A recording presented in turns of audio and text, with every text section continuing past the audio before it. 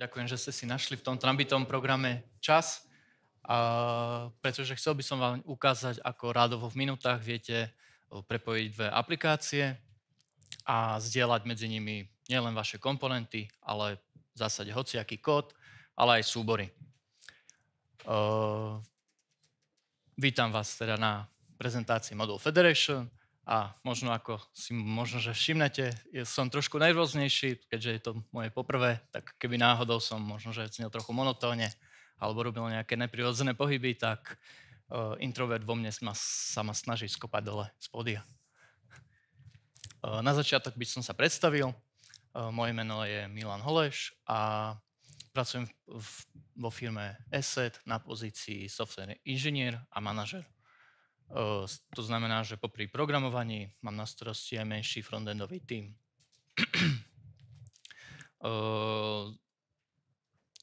Nejakým introm k nášmu tímu, to, čo vlastne robíme, kto sme a s čím vlastne bojujeme, by som vlastne chcel aj úvodom začať. Nie je to vôbec nejaká žiadna hiring súka, čiže žiadny nejaký VR hiring slide sa tam nebude nachádzať. Ide v podstate o to, aby som vám vysvetlil možno, že aj kontext, ako sme sa vôbec k hlavnej téme dostali. Náš tím je taký stredne veľký, takmer 20 developerov, s tým, že robíme v takých klasických technológiách, čo sa týka web developmentu. Konkrétne náš frontendový tím je viac taký výučkový, ale máme napríklad aj nejaké aplikácie v Reacte.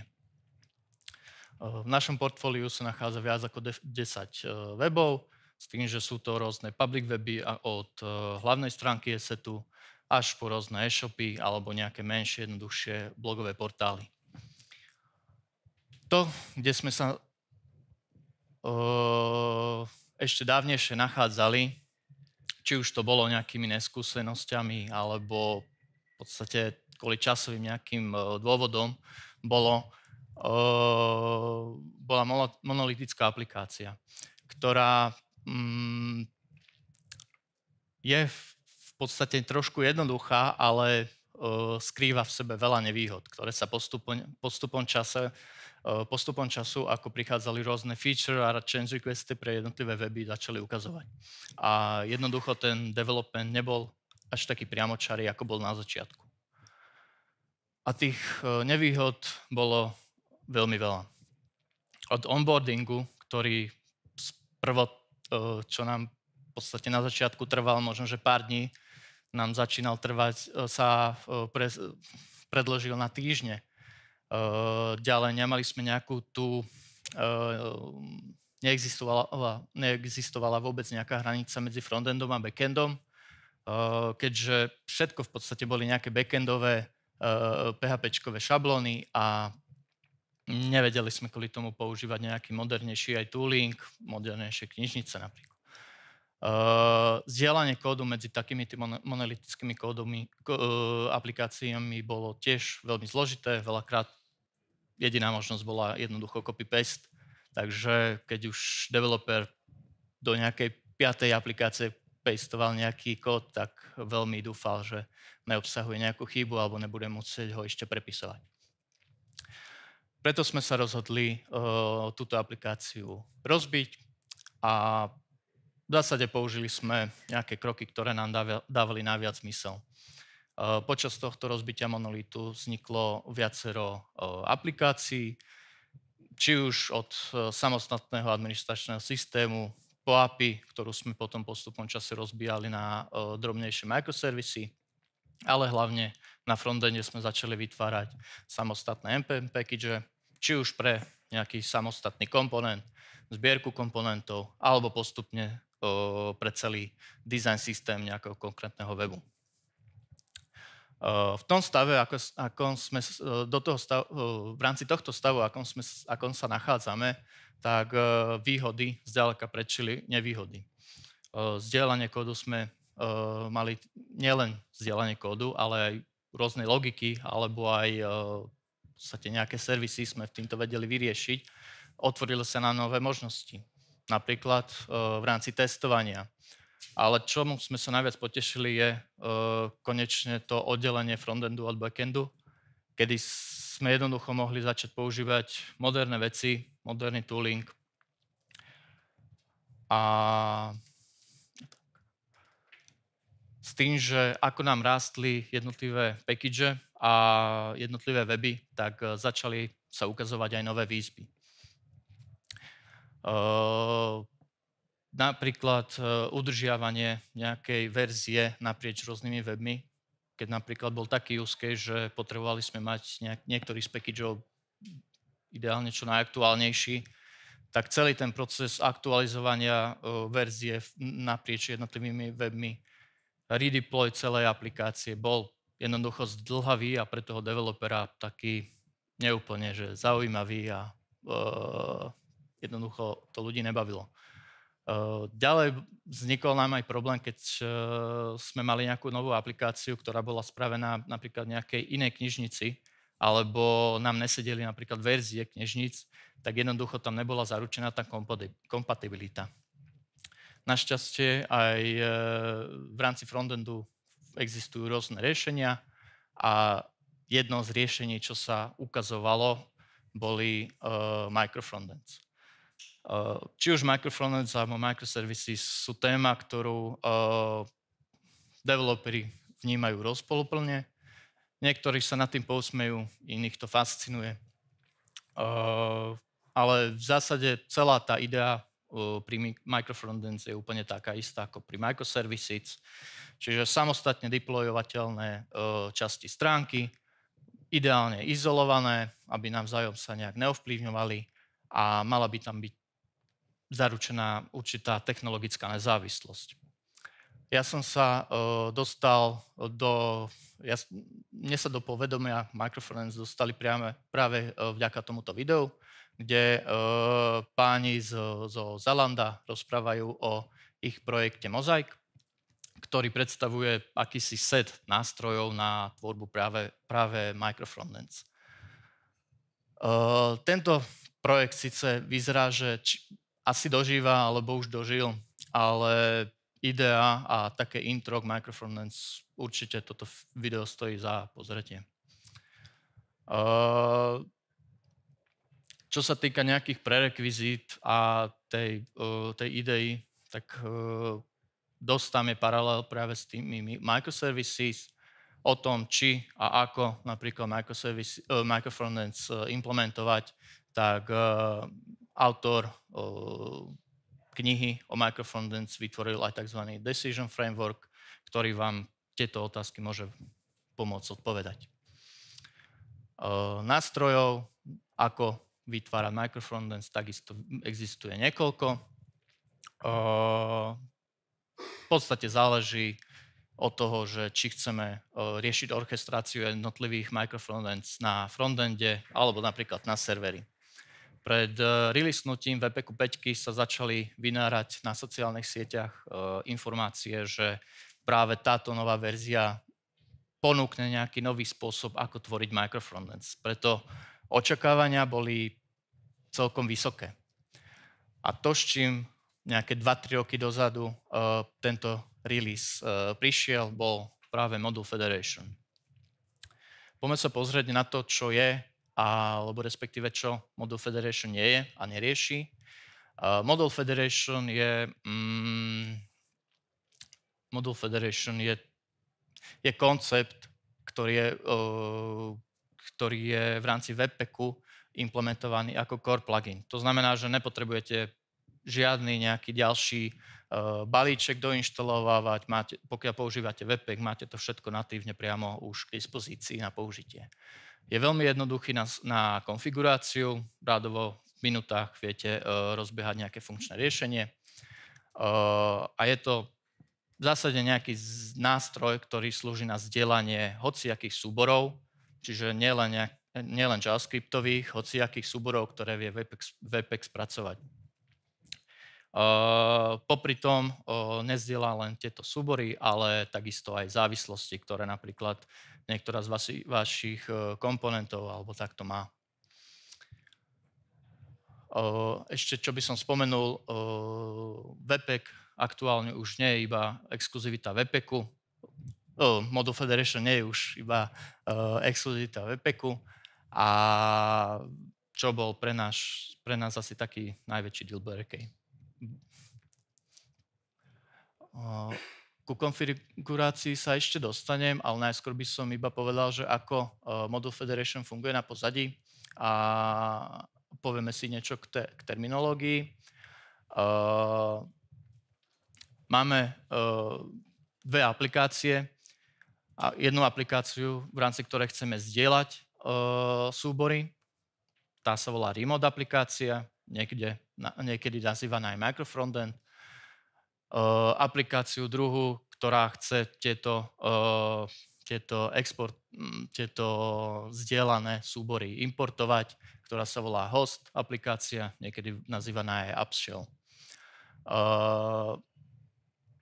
To, ako Model Federation funguje, je, že Webpack po tom, ako nakonfigurujeme Model Federation, čo si ukážeme neskôr, tak vytvorí Remote Entry.js súbor, ktorý sa nazýva aj manifest, ktorý obsahuje okrem nejakej webpackovej mágie, ktoré je definované, ako čo má načítavať. Je tam v podstate zoznam toho, že čo v podstate v rámci tej remote aplikácii zdieľame a kde to jednoducho host aplikácia nájde. Host aplikácia ďalej v rámci konfigurácie je potrebné iba nadefinovať, kde sa nachádzajú tieto manifest súbory, s tým, že nie sme vôbec nejak obmedzení, že koľko microfrontends vieme v rámci jednoho hostu spracovávať. Samotný Remote Entry.js, ten manifest nie je fakt, že ničím zaujímavý, obsahuje kopec nejakého webpackového zminifikovaného balastu. A čo by som akurát povedal k tomu, že neobsahuje žiadnu vašu ešte business logiku, obsahuje fakt, že iba nejakým spôsobom prekompilovanú konfiguráciu a má fakt, že len pár kilobajtov. Poďme sa pozrieť, ako vyzerá konfigurácia a použitie vo Vuečku a Reacte. Ako som spomínal, Model Federation je core pluginom pre Webpack, takže stačí nám ho vo Webpack konfigurácii len naimportovať a to, čo potrebujeme nastaviť, je názov našich aplikácií, to, že aké súbory zdieľame, respektíve z akých remote aplikácií chceme nejaké moduly importovať, plus ešte aké závislosti by si mali medzi sebou tieto aplikácie potom vedieť zdieľať. Ak by sme náhodou nevyzdieľali nejaké tieto závislosti, tak každá aplikácia bude pracovať s tými závislostiami, ktoré má v sebe nainštalované. Použitie potom priamo v kóde je taktiež úplne jednoduché. V zásade funguje úplne že klasicky, ako keby sme pracovali s inými ES-kovými modulami, s tým, že v rámci importu scope alebo prefix v rámci tej cesty je názov toho remotu, ktorý sme mu dali a potom vlastne iba povieme to, že čo chceme importovať. V prípade Reactu je konfigurácia trošku zložitejšia v tom, že musíme definovať to, že React, keďže React nevie to, ako React funguje, tak jednoducho nevieme mať dve rôzne verzie Reactu na stránke náhodou načítané, tak musíme zabezpečiť práve príznakom singleton to, že sa nám jednoducho React načíta iba raz. V prípade nejakých kolízií verzií tak dostaneme jednoducho nejaký warning. Taktiež samotná implementácia v React komponente je trošku rozlišná. Samotný importovaný komponent z remotu je definovaný ako lazy loadovaný komponent a plus ešte je obalený error boundary, čo je vlastne tiež nejaký komponent, ktorý v zásade rieši to, že keď náhodou nám remote aplikácia padne, čiže daný importovaný button nebude dostupný, tak aby nám nepadla celá aplikácia. Implementácia toho error boundary mám pocit, že je dostupná priamo na oficiálnej stránke Reactu. Dobre, ako som spomínal, to, čo nás najviac trápilo, bolo, že na začiatku to vyzeralo, že Module Federation bude čisto exkluzivita iba v Webpacku. Aj vlastne z nejakých prieskumov bolo vidieť, že Webpack je stále najpoužívanejším bundlerom naprieč developermi, ale už začína mu rásť celkom veľká konkurencia. Hlavne Vite začína veľmi rásť na popularite a asi je jedno, že či vo Vue alebo React svete, myslím si, že v oboch je celkom, začína byť trošku populárnejšie. Čo bola veľmi pozitívna správa bola, že aj keď nie natívne, tak aspoň formou treťostranných pluginov bolo možné dostať Module Federation aj do ostatných bundlerov. Len otázka bola, že čo teraz vlastne napríklad s nejakou kompatibilitou, pretože každý ten bundler mal implementáciu Module Federation v podstate riešenú nejak inak. Našťastie kompatibilita je taktiež vyriešená s tým, že sa to dá vyriešiť iba nejakou drobnou úpravou v rámci konfigurácie. Tu je vlastne na obrázku zobrazená konfigurácia, ako to vyzerá vo Vite, s tým, že okrem nejakého remote z Vite tu používam aj remote priamo z Webpacku. Dobre, takže po nejakých analýzach sme dali Module Federation šancu a dospeli sme fakt, že k zaujímavému výsledku. Hlavne kvôli tomu, že celá tá implementácia a prepojenie tých aplikácií bol veľmi rýchly, čo nás veľmi prekvapilo a prinieslo to viacero pozitívnych akože, dôsledkov.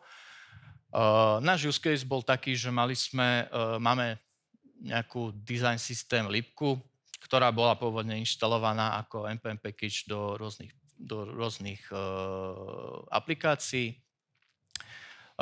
Len kvôli tomu, že nechceli sme riešiť to, že pri každom releasenutí design Libky proste kvôli tomu, že my sme potrebovali v niektorých aplikáciách iba určitú konfiguráciu, že nepotrebovali sme napríklad nejaké komponenty.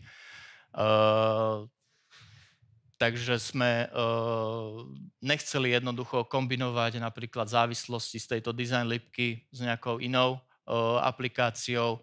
Nechceli sme riešiť každýkrát redeploy celé aplikácie kvôli fakt, že jednému drobnému konfigu.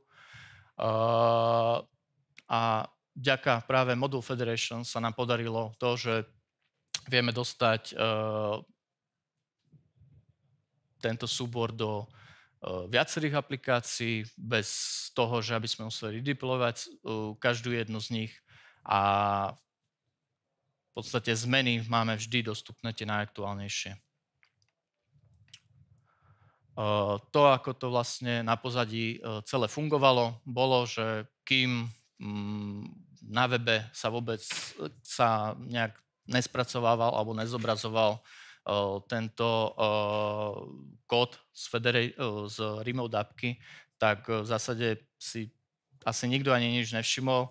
Až v momente, keď reálne aplikácia začala pracovať či už s tým configom alebo komponentou z remote aplikácie, tak najskôr sa stiahol tento manifest a v rámci ktorého potom sa naťahovali jednotlivé bundle alebo články pre jednotlivé, či už tie komponenty, kód, alebo keď bolo potrebné dotiahnuť nejakú závislosť, tak aj závislosť.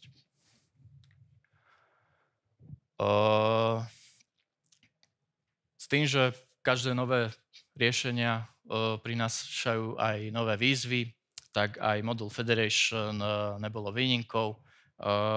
Vzhľadom aj na časovú tieseň ich iba prebehnem. V tých príkladoch, ktoré som ukazoval, čiže keď fungujeme v rámci jedného stacku, že máme jednu knižnicu, není tam vôbec nejaká kolízia verzií, vtedy nejakú komunikáciu a posúvanie dát nejak extra nemusíme riešiť. to, čo vlastne môžeme využívať, je normálne, že tá API, ktorú máme v dispozícii, čiže posúvať si dáta cez properties alebo využívať eventy komponentov. V prípade, že chceme už začať tvoriť microfrontends, tak máme už rozdielne možnosti, či už od natívnych, alebo nejakých custom, alebo treťostranných. Takisto aj konflikty.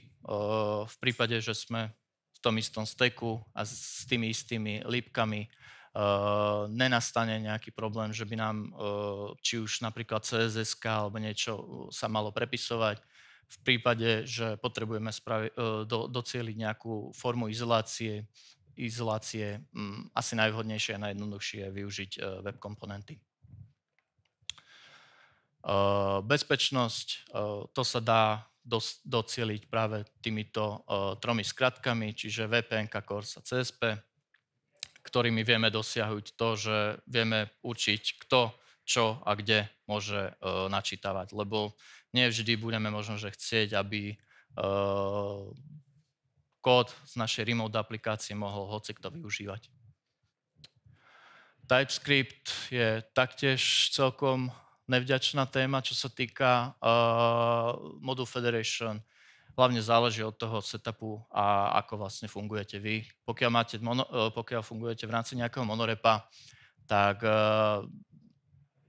setup je ešte relatívne jednoduchý. Pokiaľ máte možnosť vyextrahovať typy do nejakého npm packageu, taktiež je to možnosť. Alebo existujú aj nejaké ďalšie moduly, pluginy, ale ich spoľahlivosť je taká celkom diskutabilná. Čas mi síce prešiel, ale ak môžem ešte chvíľku dokončiť, tak záverom by som sa dal možno, že nejaké môj taký názor, že to, že začneme riešiť Module Federation, neznamená hneď,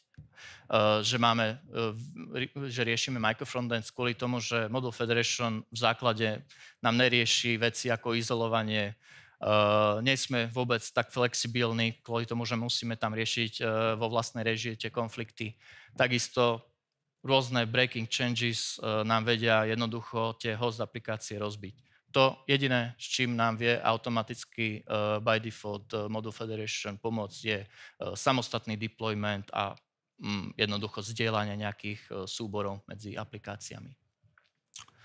Aktuálny stav a vlastne to, či implementovať alebo neimplementovať Module Federation, je v zásade hlavne na vás. Záleží od toho, aké máte potreby a jednoducho, aký je ten váš use case. S tým, že existujú aj rôzne alternatívy, napríklad Native Federation, alebo respektíve import mapy, s ktorými Native Federation funguje. Ten princíp je taktiež podobný ako v prípade Module Federation, ale ten developerský experience už není úplne že taký ideálny. To, aká je budúcnosť, to je samozrejme hlavne na autorovi Module Federation Zackovi Jacksonovi, ktorý občas zdieľa nejaké jeho postrehy a vízie, kam by sa to mohlo celé uberať. Takže určite odporúčam sledovať jeho Twitter alebo X účet. A čo je dobrou vecou, že z týždňového VidConf bolo potvrdené, že aj samotné Vid by chcelo implementovať Module Federation natívne a vyzerá to, že aj ďalšie bundlery postupne prechádzajú na implementáciu Module Federation, čo je veľmi dobrá správa, ale za mňa, pokiaľ nebude zabezpečená nejaká plná kompatibilita medzi týmito bundlermi a týmito implementáciami, tak je dosť možné, že nejaké preberanie, adaptácia jednoducho Module Federation bude veľmi pomalá. Za mňa všetko. Ďakujem za pozornosť.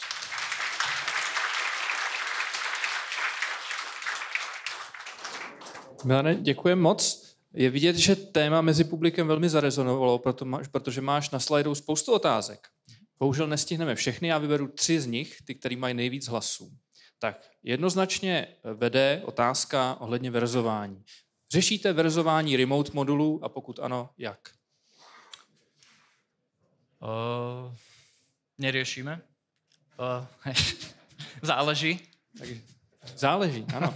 Ale nie. Oficiálny spôsob asi nie je, že ako verzovať. Sú možnosti, že môžeme si jednoducho v tom repozitári držať napríklad, že tie rôzne verzie, alebo jednoducho využiť nejaký možno, že plugin alebo nejakú inú možnosť, ale neriešime to aktuálne. Náš case bol jednoducho taký, že potrebujeme vždy mať najaktuálnejšiu verziu. U toho se nabízí otázka ohledně kompatibility a shodou okolností hned na to je ta druhá. Teď už je třetí, čtvrtá, ale já si ji stejně zeptám. Jak řešíte detekci breaking changes při releaseu design systému? Záleží? Neřešíme. Neřešíme. To je krásný svět, ta federace modulová. Neřešíme. Dobře, tak ještě... V zásade každý release design systému spočíva v tom, že automaticky hneď ideme aj s jeho implementáciou, takže prípadné breaking changes sú automaticky hneď vyriešené. Takže asi tak. Samo se to řeší. Dobře. Samo. Tak buď to neřešíme, nebo samo se to. Tak to je čím dál lepší, hele. A pak je tady otázka, oni jsou dvě, které se ptají na technologie nebo nějaký nástroje, mají stejně hlasu, zeptám se v jedné větě na obě. Sledujete nebo koukali jste na Meduzu nebo Zephyr Cloud?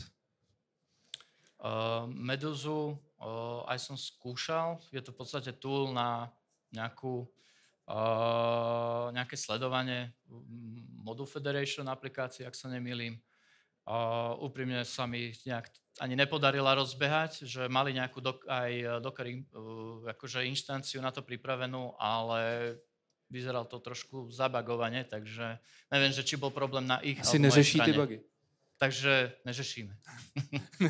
A oni to taky neřeší. No dobře. No jinak to vypadá krásně. Tak jo, Milane, díky moc. Ještě jednou prosím potlesk.